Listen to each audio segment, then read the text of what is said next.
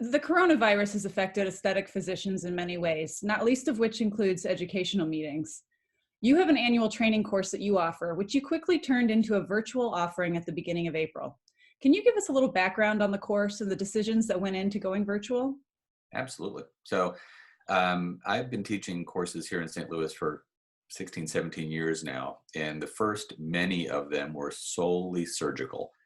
Um, and then 3 or 4 years ago, I kind of had an epiphany that as I went around the country teaching at other people's meetings, the surgical meetings were all 50-year-old men in dark rooms, and half of them were asleep, and there were like 30 people listening to the same presentation they hear everywhere. And then when I go to the non-surgical meetings, it was 200 largely women between the ages of 25 and 45, very vibrant discussions. Everyone was engaged, and it was just absolutely clear where the future of cosmetic education was. It was not in surgical meetings; it was in the non-surgical medical aesthetics. So 3 or 4 years ago, I started a non-surgical medical aesthetics meeting, and I called it Medspa Mastery, and we started giving it in my office. The other thing I noticed is whenever people would come to watch me operate, other surgeons would come visit, they'd quickly lose interest in the operation, and they wanted to know more about how I built my spa. They would kind of get real excited by the whole office and the team and everything, and that there was a real need for that piece of it. So Medspa Mastery was really focused on non-surgical medical aesthetics and kind of running a spa type practice either by itself or as a complement to a surgical practice, as is the case with me. The trouble with my course the last few years has always been, I'm in St. Louis. It's kind of an end airport. It's not somewhere that's easy to get to. When I would invite faculty, it was often a little difficult because they'd have to take a couple of days off of work, and the panelists, it's expensive for them to take a couple of days off of work and fly all the way out to St. Louis. Even for the attendees, it's a little tricky to get to St. Louis. So last year we made the decision that when the course rolled around this year, which is September, it's supposed to be happening, we were going to virtualize it, or at least offer a virtual option where if you wanted to come in person, you could. And if you didn't want to come in person, you could take it from the comfort of your living room, and we were going to stream it on Facebook Live and make it the closed group so we could control who could watch it and who wasn't going to watch it, and have a virtual option for this September. So we kind of already had the groundwork laid.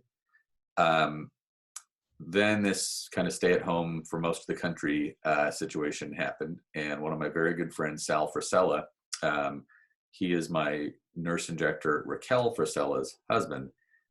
Sal called me literally out of breath one day. And he said, "This is the moment. You guys got to start this course now. You got to do the online thing right now because everybody's at home. Everybody's depressed. They got nothing going on. Your speakers are at home totally free. Your attendees are at home totally free. You got to do it now." And he has a very good sense of social media and online presence. He runs a company called First Forum, which is a kind of supplement company, but they do hundreds of millions of dollars a year on business through direct online promotion through influencers. And so Sal and Raquel, his wife and my nurse practitioner, and I put together this course, this online version of Medspa Mastery.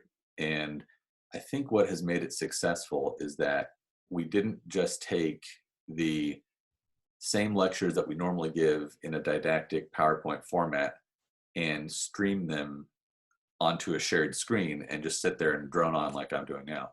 We instead decided we were going to make this a no filter, hashtag no filter course, because this is not sponsored by industry. It's not CME. So we really are, we can say anything that we want to say in any way we want to say it, as long as obviously, it's all online so someone can hear it someday.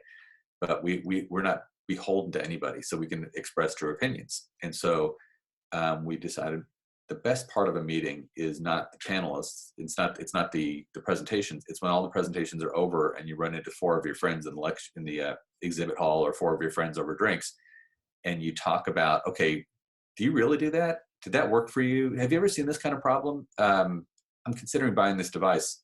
What have you heard about it?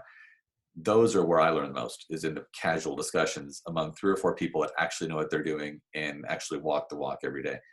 And so the idea was to make this course different and fun and educational. We were going to pull together the best and brightest, most active, engaged providers, and whether it's nurse practitioners, nurses, estheticians, surgeons, plastic surgeons, dermatologists, pull them together in directed panel format and discuss not just basic topics, but even like kind of contentious topics, controversial topics in our field, so that our attendees can literally listen in, ask questions on these topics with people they would normally not have access to. And if they did normally hear these people speak, it would be these boxed in, staid presentations. It wouldn't be kind of true, spontaneous thought. And I think that's what's made it really popular.